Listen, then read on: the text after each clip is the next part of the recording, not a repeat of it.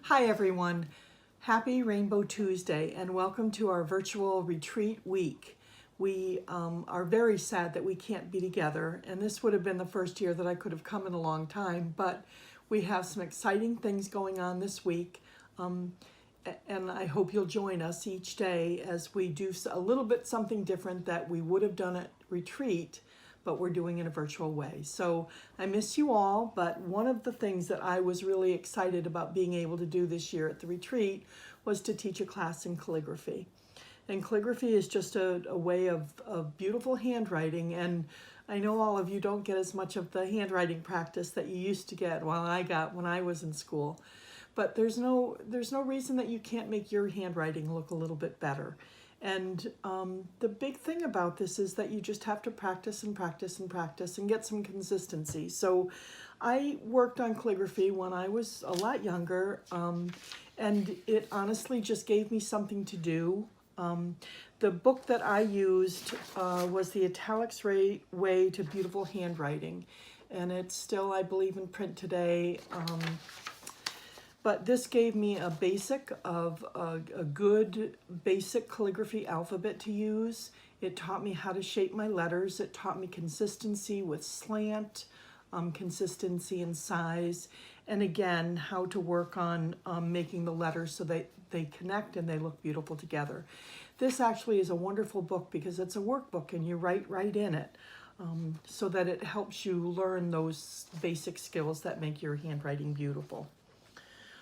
I went online and I was able to print out practice sheets of paper, but there's an enormous amount of, I know they're hard to see because they make the lines pretty small or light so that your handwriting shows. But there's a lot of information you can get online that you can just print out so that it will help you practice. The other thing that I have are calligraphy pens. And calligraphy pens are pretty special pens because they have what they call a chisel point. And again, I'm not sure that you can see this, but it has a point that has a flat edge to it. Can that be seen? No. Sorry, guys. But it looks more like...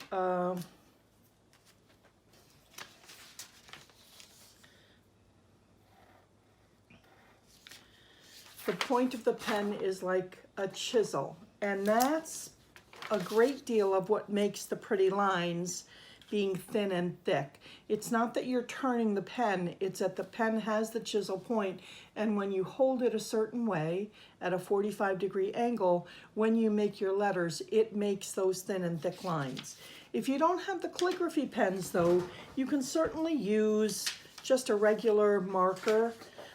And I did this line with calligraphy here with my calligraphy pen, but I did this line with just the marker, and still you get that good look when you get your letters formed the right way and consistent in their slant.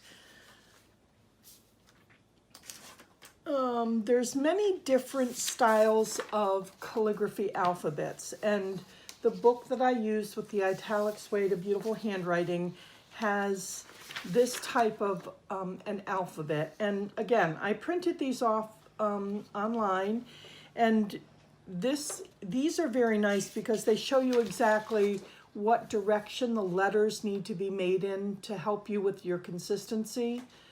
So again, if you don't feel like you can get the book or a different book, there's many things online that you can find that will help you work on the letters. These are different. This is a different kind of font, and this is more up and down instead of this one has a slant to it. And like I said, I had a hard time with the slant at first, so that's why practicing on calligraphy paper, and again, I printed this off, and the lines are very faint, but there are diagonal lines to help you get consistency with your slanted letters. The size of the tip of the calligraphy pens determines how big your letters will be. If you look at this example, I used a thinner line pen And it really doesn't fill up that space very well, but with the thicker line pen, it does fill up the space pretty well. So you have to match your pen size with the size of the printing that you want on the paper. So one of the ways to know if you're holding the pen right, and you have the chisel point, you need to hold it at a 45-degree angle. If I make straight lines, they should be fat. If I make up and down lines, it should be fairly thin. So that's how you know if you're making the line or holding the pen the right way. This way it's fat, up and down it should be thin. And that will give you that beautiful thin and thick line.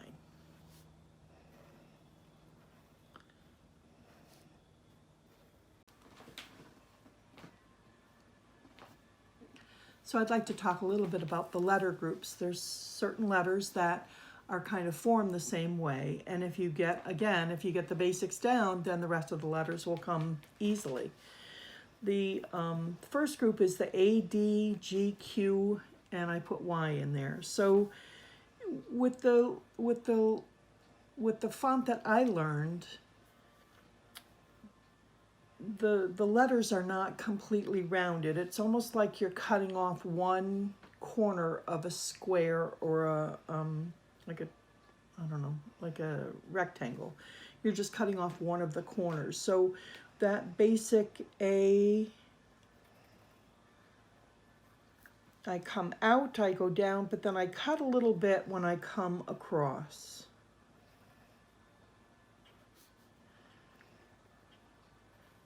And because again, my paper is lined, so I know I'm keeping the slant the right way, and I know I'm keeping the height the right way. All my letters don't look the same. That's part of the hand, doneness of this, that you try to get as consistent as you can, and the more you practice, the more consistent you'll be. So that first part, this, is going to be also how I form a D. And I went down a little too far there, but same basic, and then straight down and loop D. It's also how I form a G. G, we're going down and across.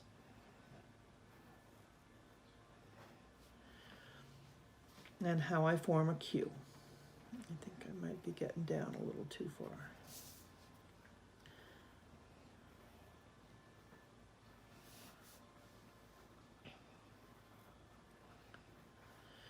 And I'm putting the Y in here because, again, same kind of cutting that corner and pushing.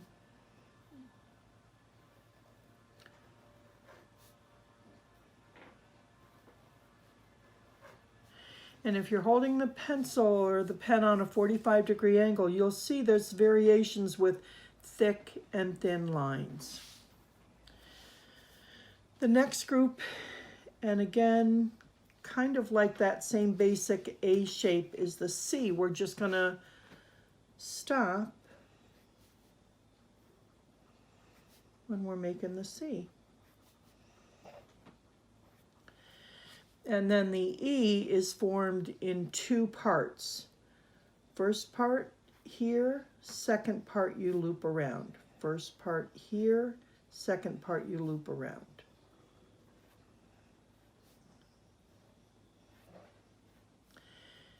And the O. 1, 2. 1, 2. 1, 2. Wondering if I try this was a broad, I'm going to try the medium and see how that looks. So E, E, and O.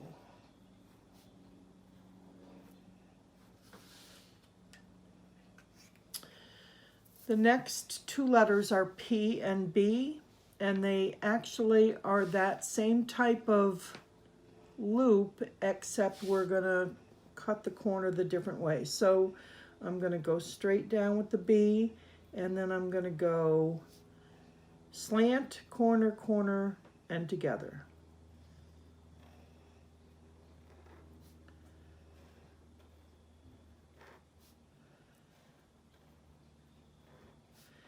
And with the P,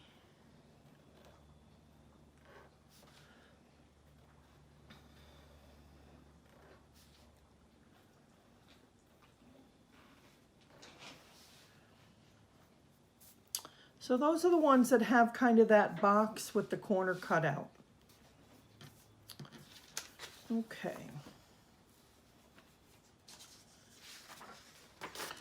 The next letters are the straight letters. F, H, I, J, K, L, R, and T. And again, slant lines on this. I don't know if you can see that I went over the slant lines on the paper so that you could see it a little bit better, but that gives you kind of your grid to know how you're making those straight letters. F, whoops, that wasn't too good. That wasn't. So let me try a little bit shorter here. And again, you have your slant lines so that you know if you're getting off target or not. I haven't done one good F yet.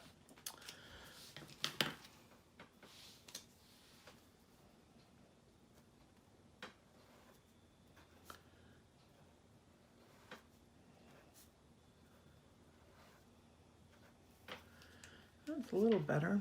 H. And H again is kind of like where the P and the B were coming up. You kind of skip that corner and then make these two corners. I.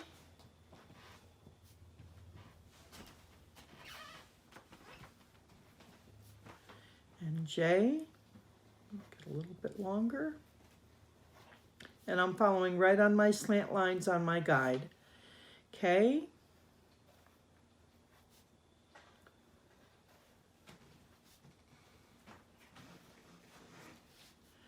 L.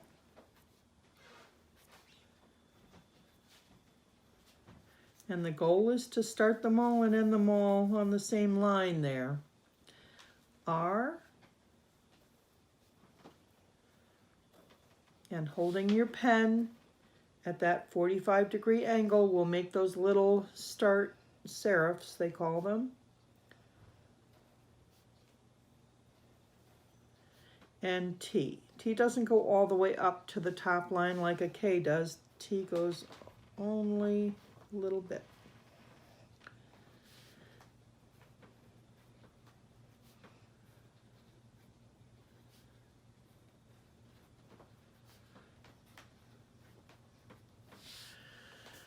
Those are the straight lines.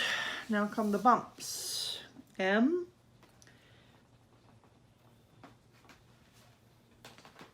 And here again, if you take that little box, you can see that if you take that little box, you can see I cut this corner, but this corner and that corner, same thing with the second bump on the M.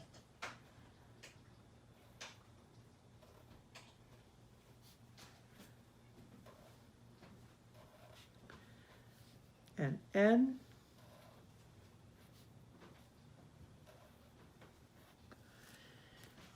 U. And U gets that corner inside kind of a little bit. It's like the Y. And then we have V.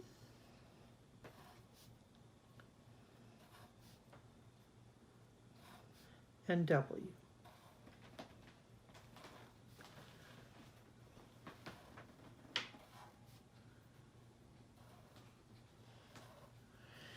And I put X there. And you can see a little bit better with a smaller pen.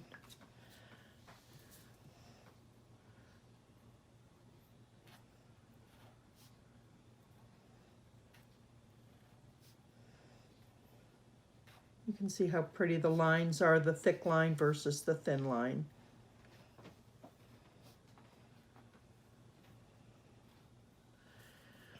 And then the last two letters are S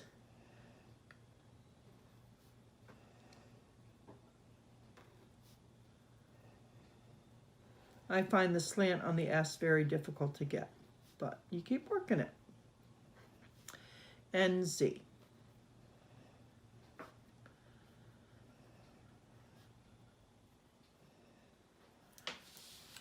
And that's the lowercase alphabet. They have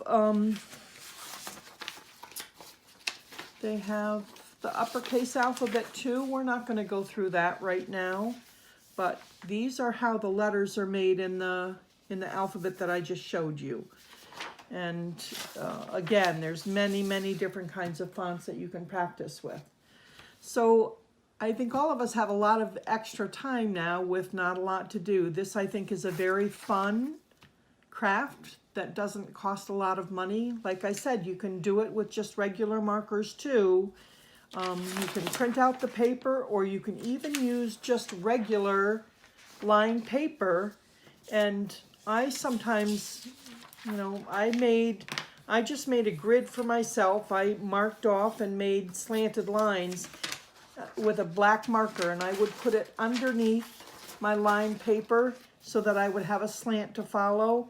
And then you can just practice on a paper like this.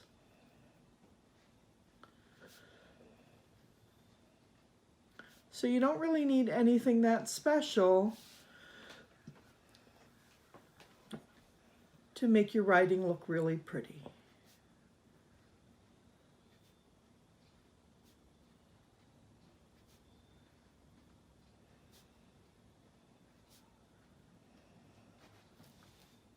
And make your words look very nice. So I wish you all the best. If you have any questions, please let me know. And I hope you try to do a little bit of calligraphy and make your writing look beautiful. Thank you very much. And oh, and I just want to say, so this week we're going to have something different, hopefully every day, something for you to explore. And then on Sunday, we're going to have a virtual campfire. It's going to be at 7 o'clock. So I hope you'll join us at 7 o'clock. We'll get the information out to you. Hope you have a good week. And I miss all of you. I love all of you.